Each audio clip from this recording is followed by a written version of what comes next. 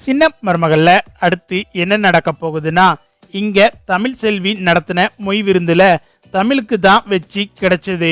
சாவித்திரி பார்த்தா கடா விருந்துல அசிங்கப்பட்டு கடா விருந்துல சமையல்காரர் வராம சமைக்கவும் முடியாம போக வந்தவங்கெல்லாம் பார்த்தா மொய் விருந்துல கலந்துக்கிட்டு தமிழ் செல்விக்கு ஆதரவு கொடுத்து தமிழ் செல்விக்கு 1 லட்சம் ரூபாய் பணமும் கிடைச்சிருது.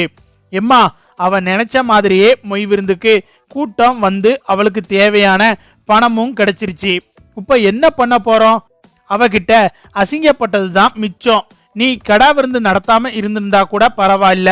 அந்த தமிழ் செல்விக்கு போட்டியா கடா விருந்து நடத்துறேன்னு சொல்லி அது நடக்காம போய் அவன் முன்னாடி இப்போ நம்ம அசிங்கப்பட்டு நிக்கிறோம் அப்படின்னு சொல்லிட்டு தாமரை சொல்லவும், நம்ம ஒன்னும் அசிங்கப்படலடி.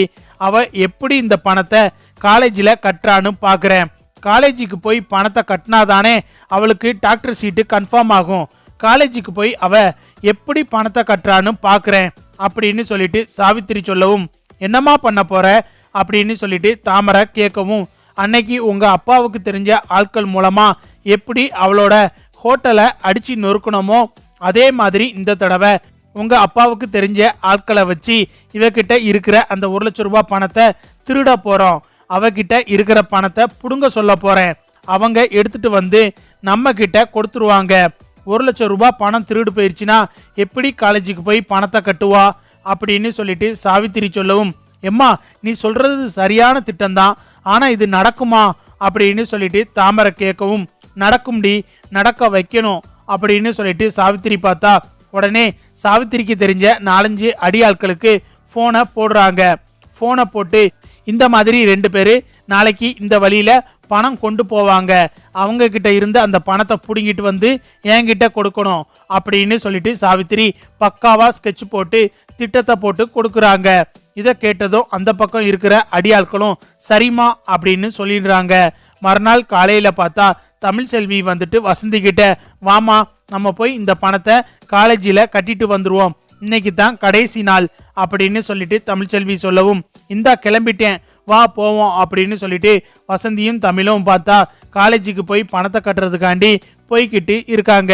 அப்பந்தான் பார்த்தா அந்த வழியில பைக்கில் 2 பேர் வாராங்க. வந்துட்டு தமிழ் செல்விய வழிமறிச்சு நிக்கவும், ஏய் எதுக்கு இப்போ வழிமறிச்சு நிக்கிறீங்க, தள்ளுங்க அப்படின்னு சொல்லிட்டு தமிழ் சொல்லவும், ஏன்பா உனக்கு கண்ணு தெரியல, எங்க வந்து வண்டியை நிப்பாட்டிக்கிட்டு இருக்க அப்படின்னு சொல்லிட்டு வசந்தி சொல்லவும், எங்களுக்கு கண்ணெல்லாம் நல்லா தான் தெரியுது அப்படின்னு சொல்லிட்டு பைக்கில் இருந்து இறங்கி டக்குன்னு தமிழ் கையில இருக்கிற பணத்தை புடுங்கிறாங்க. டேய் பணத்தை கொடுங்கடா அப்படின்னு சொல்லிட்டு தமிழும் வசந்தியும் சண்டை போடவும், தமிழையும் வசந்தியும் அந்த ரவுடிங்க தள்ளி விட்டுட்டு பைக் எடுத்துட்டு கிளம்ப பாக்குறாங்க. அப்பதான் பார்த்தா அந்த வழியில சேதுவோட கார் வருது. சேதுவோட கார் வந்து அந்த பைக்கை மறைக்கவும், யோ யாரையா நீ பைக்கை மறைச்சிக்கிட்டு இருக்க அப்படின்னு சொல்லிட்டு அந்த அடியாட்கள் பார்த்தா சேதுவோட காரை பார்த்து பேசவும், சேது பார்த்தா கார்ல இருந்து இறங்குறாரு. அப்பதான் தமிழும் வசந்தியும் கீழே இருந்து எந்திரிக்கவும், இங்க சேது பாக்குறாரு இவங்க கையில பணம் இருக்கு.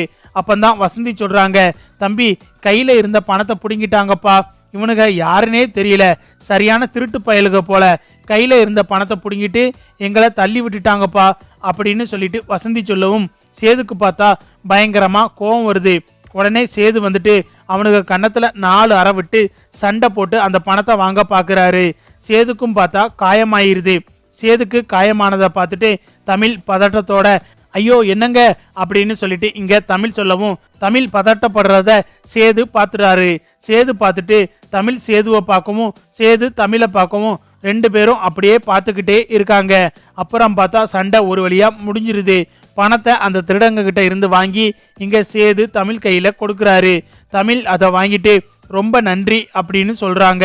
சரி எங்க போறீங்க அப்படின்னு சொல்லிட்டு சேது கேட்கவும், இல்ல தம்பி, இந்த பணத்தை காலேஜில் கட்டுறதுக்காக போய்கிட்டு இருக்கோம், இன்னைக்கு தான் கடைசி நாளாம், தமிழோட டாக்டர் சீட் கன்ஃபார்ம் ஆகணும்னா 1 லட்சம் ரூபாய் கட்ட சொல்லி இருந்தாங்க, உங்களுக்கு தான் தெரியுமே, அதுக்காகத்தான் மொய் விருந்து நடத்தணும் அப்படின்னு சொல்லிட்டு வசந்தி சொல்லவும், சரி பார்த்து போங்க அப்படின்னு சொல்லிட்டு சேது சொல்றாரு.